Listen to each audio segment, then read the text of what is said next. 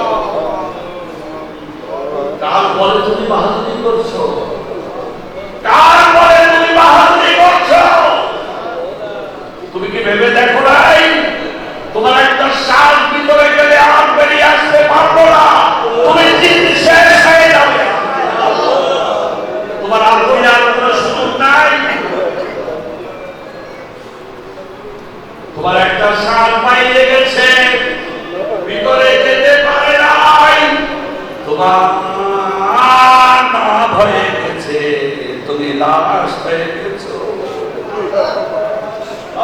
আমাদেরকে তওবাকারী বান্দা হিসাবে, মহিলাদেরকে তওবাকারী বান্দী হিসাবে কবুল করো।